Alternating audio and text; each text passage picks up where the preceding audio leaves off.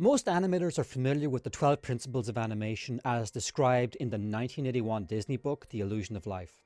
In the process of creating my animation tutorials for Lynda or LinkedIn Learning, I found that many principles fall outside of these 12 categories, so I've had to create my own list to structure my own courses.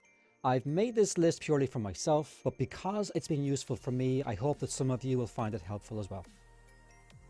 Appeal, strong design, staging, acting and pantomime, keys and breakdowns, straight ahead and pose to pose, thumbnails, timing, spacing and easing, squash and stretch, arcs, primary and secondary action, silhouette, line of action and reversal, anticipation, overshoot and settle, opposing action, counterpose, leading action, breaking joints, overlap and follow through, accents and exaggeration. Let's take a look at each one of these more closely.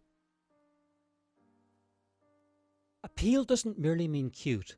Of course, characters with large eyes or button eyes do tend to be appealing. Villains and ugly characters also have appeal, so you should think of this principle as charisma or charm or visual interest. Strong design is crucial. We construct characters from basic forms like spheres, cylinders and boxes. We use model sheets to dictate the correct designs and to keep the drawings consistent. And always remember, you're not drawing lines, you're drawing volumes.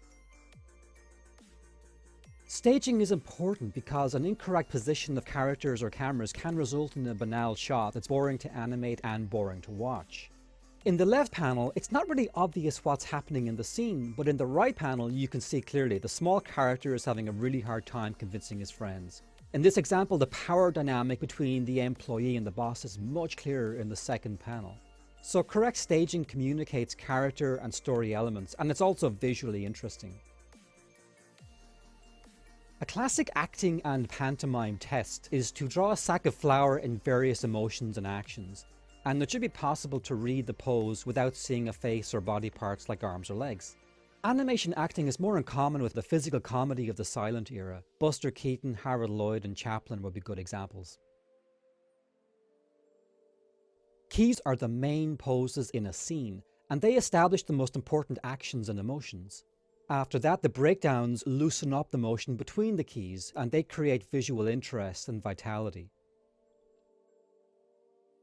Straight ahead and pose to pose are two different ways of animating a scene, and in the straight ahead method, the first key is drawn, then the second, then the third, and so on. This scene was drawn straight ahead from left to right, and I had no idea where I was going other than I wanted the character to be very upset.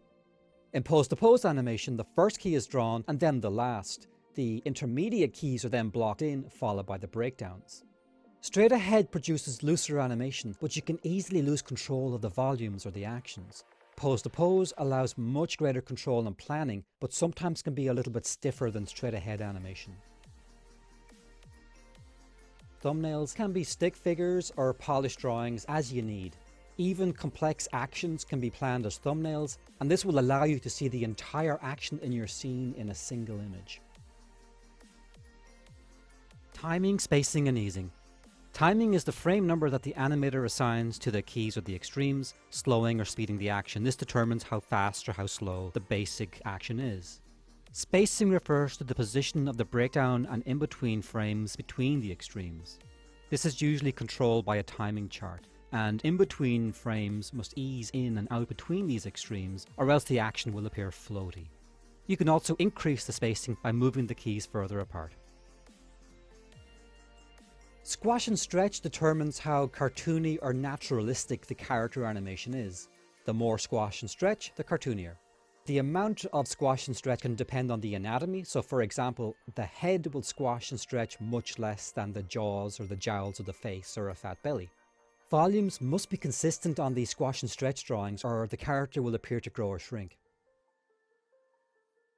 Most objects move in arcs or on curved paths. It's crucial to plot these arcs because arc errors are really easy to make and they catch the eye. Primary action is usually the body or the character, whatever is alive in the scene.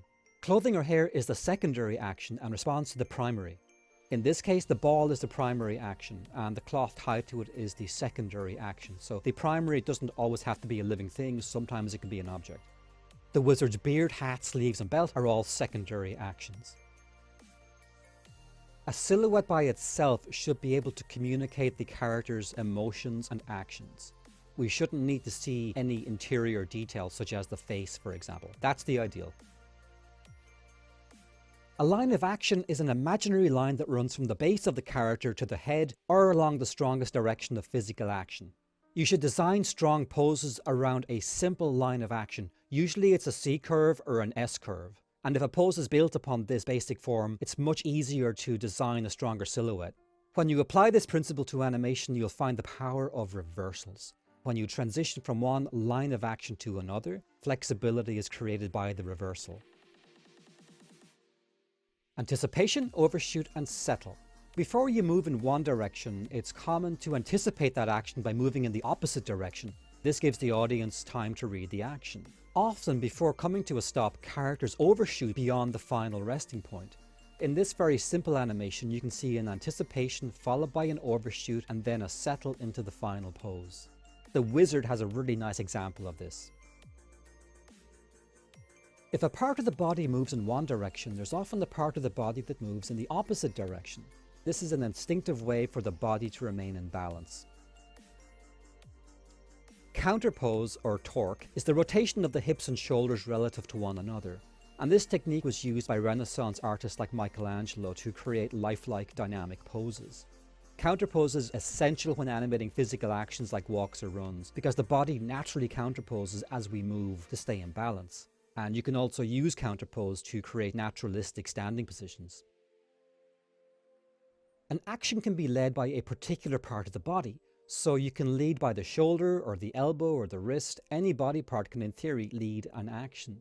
The sections in red in this scene are the leading actions of a zombie walk. Walks and runs, for example, can be radically changed by leading with different body parts, chest, chin, or hips. Breaking joints is a great technique for loosening an action and giving it flexibility. The mummy's elbow leads so much that it seems to break for a moment. So joints can be broken in ways that are impossible anatomically but that look really great in animation. Different parts of the character or their clothing or their hair move at different speeds because they have different weights and different properties.